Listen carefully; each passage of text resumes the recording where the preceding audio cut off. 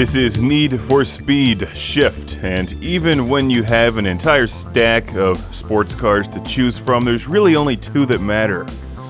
The Nissan Skyline and the El Camino. Sadly, I've been denied the El Camino in just about every video game ever made. Except for the one I made up in my head, which is called El Camino Racing Challenge. It's a Vectrex exclusive. This, however, is Need for Speed Shift on the PlayStation 3, also on the Xbox 360. A game that's taken me by surprise. I thought this was going to be more style over substance, but it's not. Actually, it is more substance over style, although it could use a bit less style.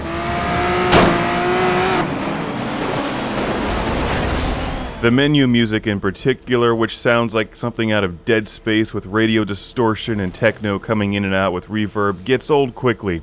But for what it's worth, the audio design is excellent, and that's really not that big of a deal. The game is set up as a variety of challenges, races, time trials, and drifting competitions. You unlock stars depending on how well you do during each of the challenges if you meet certain conditions. It reminds me of the newer Guitar Hero game. That's sort of what they did as well, and as you unlock stars, you then unlock different racing tiers. You also earn money in the races, and you earn experience points, which contribute to your overall driver level as you reach for level 50. While the strength of this game is in the driving, I'll get to that momentarily, what I like about it is that they give you a lot of different ways to enjoy this game. You're competing in races, you're earning money, buying new cars, modifying them, upgrading them, while unlocking these stars, raising your driver level, and winning all those trophies and achievement points on top of that. Now, this does sometimes get in the way of gameplay, but you get used to it quickly. There's just way too many things flying on and off the screen while you're driving. Eventually, you just learn to tune it out and concentrate on what this game does well, which is this.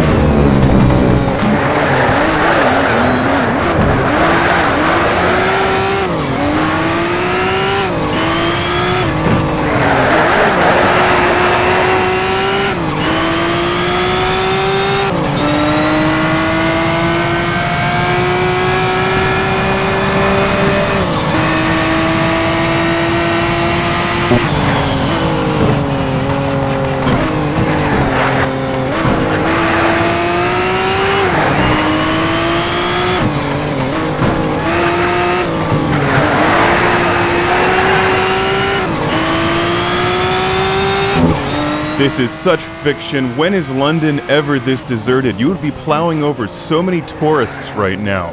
In this race, I'm going for the fastest lap, which I clearly just nailed, and drove a clean lap without running over anybody or banging up my car, which earns me a star.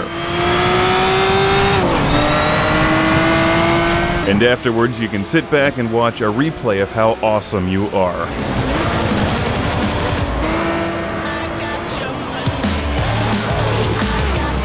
Need for Speed Shift is impeccably well made. It's smooth, it's fluid.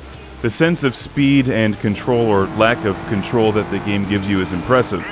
They do a nice job with this because Need for Speed Shift is one of these arcade/simulation driving games. It's more like Grid, Forza, or Gran Turismo than a hardcore simulation game, but it's not an arcade-style driving game like Burnout. In fact, a lot of things about this game remind me of Grid. It's like Grid with more substance. I'm playing at the normal driving settings, which make the game feel like a video game if you're used to just playing driving games. You can also turn up the difficulty to add more realism. I think that would be best played if you have a wheel with force feedback. This has collision damage, which you can turn on or off. I have it set to just visual here, or else my car would be a smoldering heap of wreckage by now. If you look at the top of the screen, you'll see that bar with a number beneath it, and it's giving you points for following the racing line, for running people off the road, for taking corners. Those are the points that contribute to your driving level. You can turn all that stuff off, and at first it really bothered me, but then I just got into the game and actually started to enjoy the whole driving level thing. And I like that they let you play the game as clean or as dirty as you want.